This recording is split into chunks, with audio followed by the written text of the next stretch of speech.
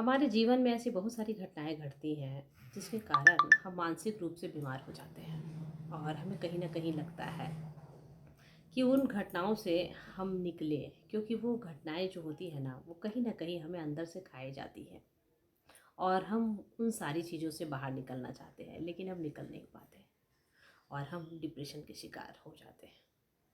और ऐसी स्थिति में ना आपको समझ में नहीं आता कि क्या करें हम। तो मैं कुछ आपको ऐसे टिप्स बताने वाली हूँ जिससे आप इन सारी समस्याओं से निकल सकते हैं।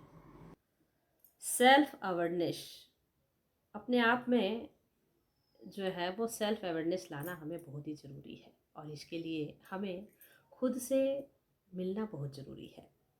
होता क्या है पता है, हम अपने लाइफ में ना इतने बिज़ी होते हैं कि हमें खुद से कभी मिलने का मौका ही नहीं मिलता।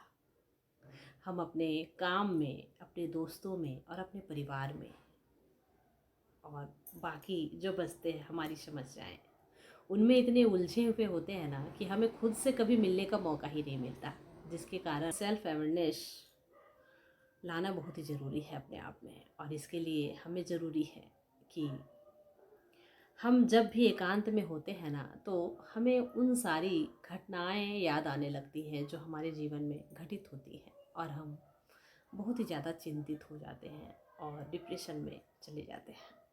और उसी समय आपको ये टिप्स आजमानी है।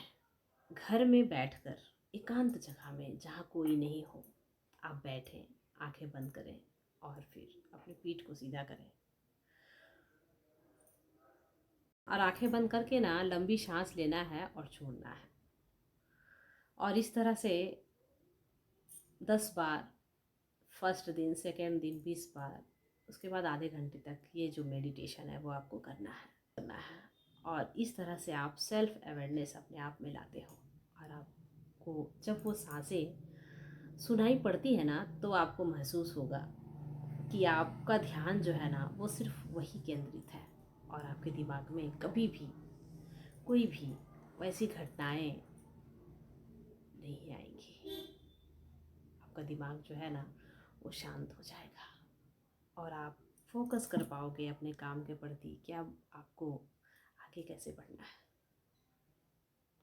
पता है, वो सारी घटनाएं जो हमारे जीवन में घटती हैं वो धीरे धीरे ये मेडिटेशन से हटती जाएंगी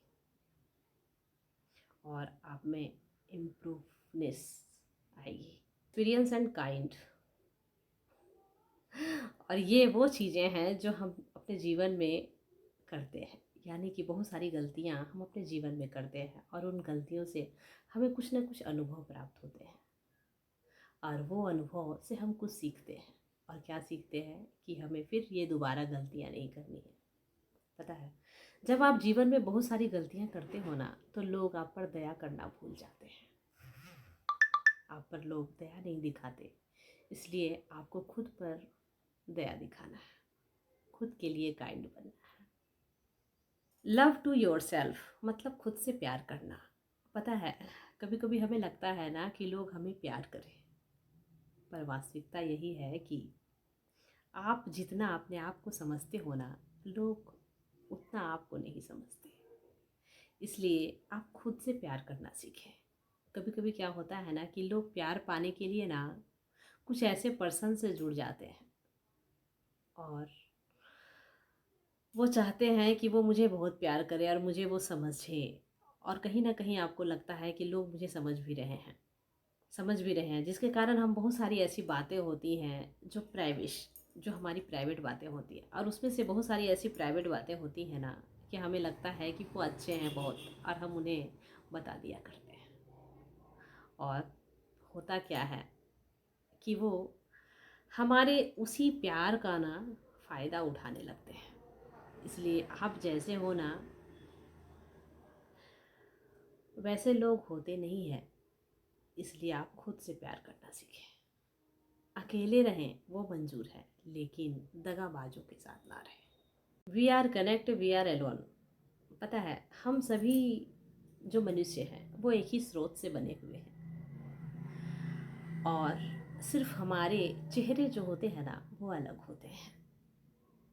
और पता है, हमें कभी भी किसी भी मनुष्य के लिए बुरा नहीं सोचना है।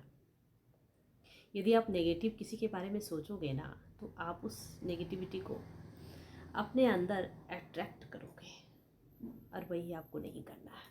यदि आप किसी के लिए बुरा सोचोगे तो आपके साथ भी ना कहीं बुरा होता रहेगा। इसलिए आप अच्छे हो, और हमेशा दूसरों के बारे में यदि अच्छा सोचोगे तो भगवान भी कहीं ना कहीं आपके लिए अच्छा करते रहेंगे। Inspiration of your other and achieve.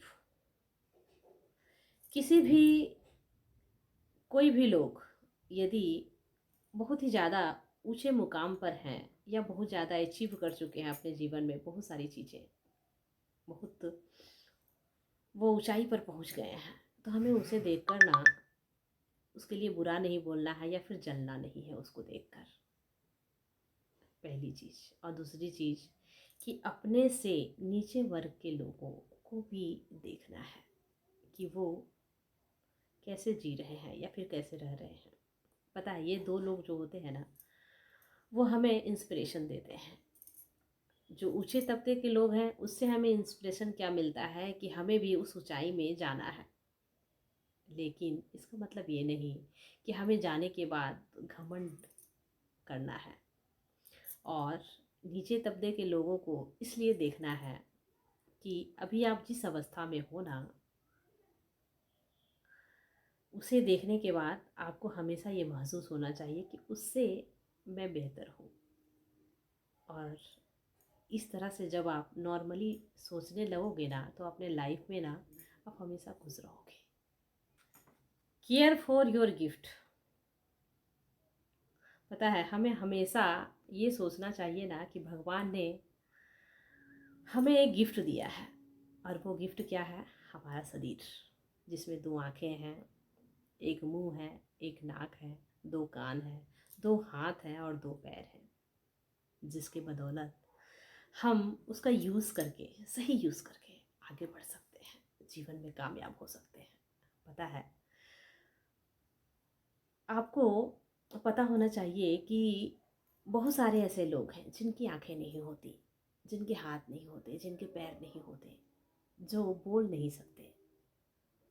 उन्हें कितना महसूस होता होगा दर्द कि इन चीज़ों से मैं वंचित हूँ।